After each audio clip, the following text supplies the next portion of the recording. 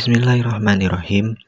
Alhamdulillahilladzi arsala rasulahu bil huda wa dinil haq liyudhhirahu 'alad dini kulli wa kafa billahi syahida. Asyhadu an la ilaha illallah wa asyhadu anna Muhammadan abduhu wa rasuluh, amma ba'du. Puji serta syukur kita panjatkan kepada Allah Subhanahu wa Ta'ala yang telah memberikan kita nikmat dan inayahnya, dan sholawat serta salam semoga tetap tercurahkan kepada Nabi Muhammad SAW. Pada kesempatan kali ini, saya Riksa Pribadi Andika dengan NIM 2402021024 akan membahas atau menjelaskan kembali setidaknya sedikitnya materi yang sudah disampaikan oleh dosen kami, yaitu Ustaz Husain Zainal Mutakin pada mata kuliah ilmu tauhid. Yang akan dibahas pada kesempatan kali ini yaitu makna la ilaha illallah, yaitu berupa makna yang benar ataupun makna yang salahnya. Dalam Islam dibangun di atas 5 perkara atau dengan 5 perkara sebagaimana disebutkan dalam rukun Islam, yaitu syahadat, sholat, zakat, saum, dan haji ke Baitullah. Rukun iman yang pertama itu menjadi salah satu syarat sah seseorang menjadi seorang muslim dengan melafalkan 2 kalimat syahadat, yaitu asyhadu alla ilaha illallah wa asyhadu anna Muhammadar Rasulullah. Dalam 2 kalimat tadi atau kalimat syahadat tadi disebutkan atau dilafalkan yaitu la ilaha illallah. Bahkan kalimat tadi itu disebut sebagai kalimat tauhid, yaitu kalimat yang mengesahkan Allah.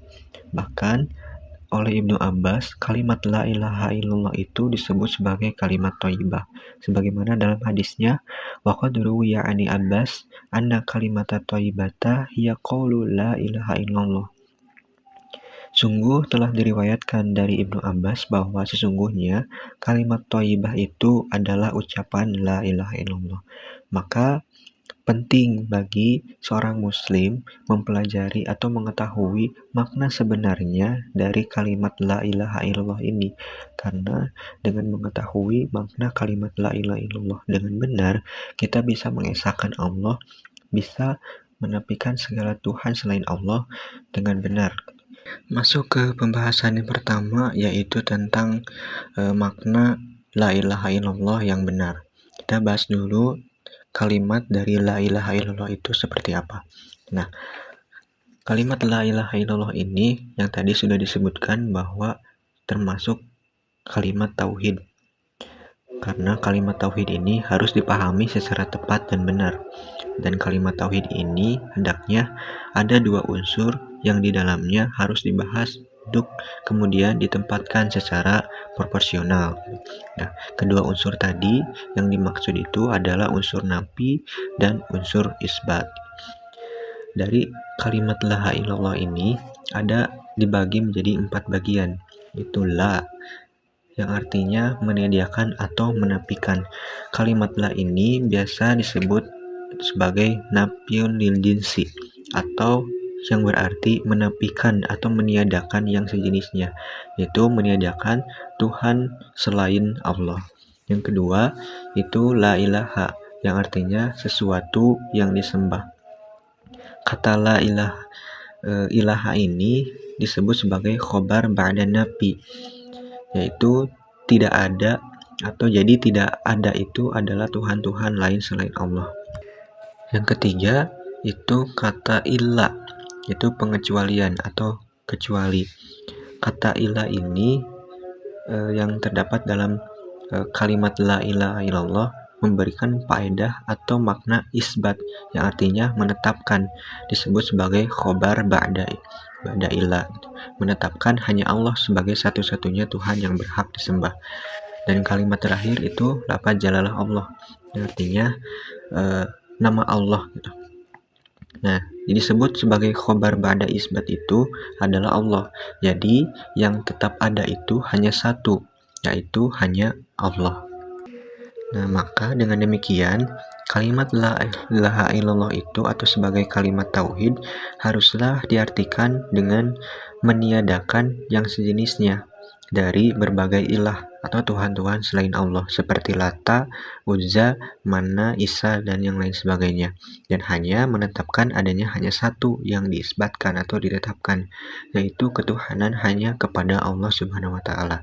Nah, kalimat atau ayat dalam Al-Quran yang menyebutkan tentang kalimat ini salah satunya ada dalam surat Muhammad ayat 19, yaitu fa'lam annahu la ilaha illallah, maka ketahuilah bahwa sesungguhnya tidak ada Tuhan melainkan Allah.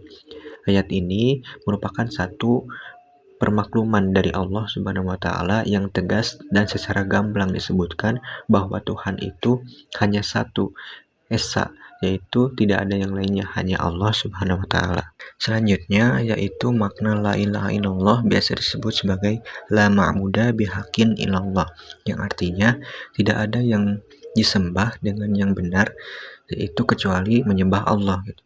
Nah, la ma'buda bihaqqin illallah ini biasa atau mengandung makna al-ma'budat al-batiliyah, yaitu sesuatu yang disembah dengan batil, dan makna sesembahan yang tidak bisa menolak bahaya dan tidak bisa memberikan manfaat. Nah, al-ma'budat al-batiliyah ini seperti benda langit, kekuatan alam, benda bumi, binatang, malaikat, para nabi, manusia, setan, dan yang lainnya. Semua sesembahan yang tadi itu adalah sesembahan batil, tidak bisa memberikan manfaat dan tidak bisa menolak bahaya. Pembahasan selanjutnya yaitu alasan kenapa Allah saja yang berhak disembah atau syarat Tuhan yang layak disembah itu seperti apa. Dalam Al-Quran, dalam surat Al-Baqarah ayat 255 disebutkan setidaknya ada 11 syarat menjadi Tuhan yang layak disembah. Yang pertama itu Al-Hayyu, yang artinya hidup sempurna. Seperti yang kita ketahui bahwa manusia tidak mungkin menjadi Tuhan karena hidupnya itu tidak mungkin sempurna. Hanya Allah saja yang mempunyai kesempurnaan. Yang kedua itu Al-Qayyum, yang artinya berdiri sendiri dan mengurus makhluknya. Seperti yang kita ketahui bersama, sehari-hari manusia adalah makhluk sosial yang tidak bisa berdiri sendiri dan membutuhkan orang lain. Maka secara tidak langsung manusia tidak mungkin menjadi Tuhan. Yang ketiga itu tidak tidur. Nah, syarat yang ketiga ini sudah berlawanan dengan fitrah manusia, bahwa manusia itu butuh istirahat, yaitu berupa tidur. Yang keempat, memiliki langit dan bumi. Dalam kehidupan sehari-hari, kita hanya bisa hidup di bumi, bahkan tidak bisa hidup seluruhnya di bagian bumi. Hanya Allah saja yang memiliki langit dan bumi dengan seluruh isinya. Nah, selanjutnya itu pemilik syafaat. Allah saja ketika di akhirat yang hanya memiliki atau bisa memberikan syafaat. Yang selanjutnya itu maha mengetahui.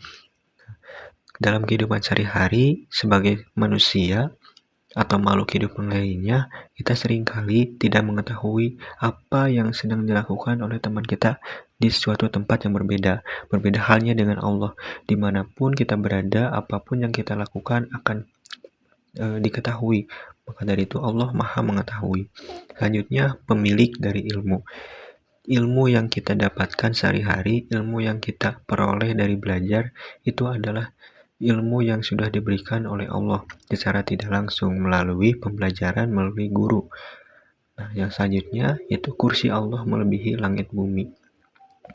Bermakna bahwa posisi Allah itu lebih tinggi dari langit dan bumi. Selanjutnya, tidak berat mengurusi langit dan bumi. Kita sebagai manusia atau makhluk Allah dalam mengurusi kehidupan sehari-hari saja sudah terasa berat, apalagi mengurusi seluruh isi dari langit dan bumi.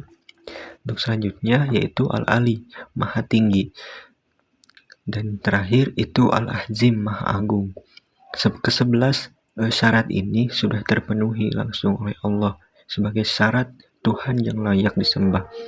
Tidak ada seseorang pun yang bisa menandingi atau memenuhi satu saja syarat menjadi Tuhan yang layak disembah. Setelah tadi membahas tentang makna yang benar, ada pula makna yang salah atau makna yang keliru. Yang pertama itu la mawjuda illallah, yaitu tidak ada yang ada kecuali Allah. Kenapa dianggap salah? Karena mengandung makna yang batil, yaitu semua yang wujud dianggap Allah. Hal tersebut bisa membawa kemusyrikan atau keyakinan wahdatul wujud. Meskipun sebagian orang memaknai hal tersebut sebagai puncak ketauhidan dan keimanan, karena semua yang wujud atau terlihat adalah cerminan dari Allah dan sifatnya yang mulia. Yang kedua itu la ma'buda illallah, yaitu tidak ada yang disembah kecuali Allah, karena memberikan makna yang keliru, yaitu semua yang disembah adalah Allah, tidak memisahkan antara yang disembah dengan benar atau yang batil. Dan juga la ma'buda illallah ini dianggap keliru karena tidak ada yang disembah kecuali Allah. Selain makna tersebut di atas juga menunjukkan maknanya tidak sesuai dengan fakta, yaitu banyak sekali yang disembah selain Allah. Yang ketiga itu la khaliqa illallah, yang artinya tidak ada pencipta kecuali Allah. Kenapa dianggap keliru? Karena tidak menunjukkan makna yang sebenarnya, hanya menunjukkan sebagian dari makna la ilaha illallah. Yang terakhir, la hakimiyata illallah, yang artinya tidak ada hukum kecuali Allah. Ini juga menjadi makna yang keliru karena menunjukkan sebagian dari makna la ilaha illallah. Mungkin sekian yang bisa saya sampaikan pada kesempatan kali ini. Semoga apa yang saya sampaikan menjadi hal yang bermanfaat. Tutup saja dengan doa Rabbana atina bid dunya hasanah wa fil akhirati hasanah wa qina adzabannar.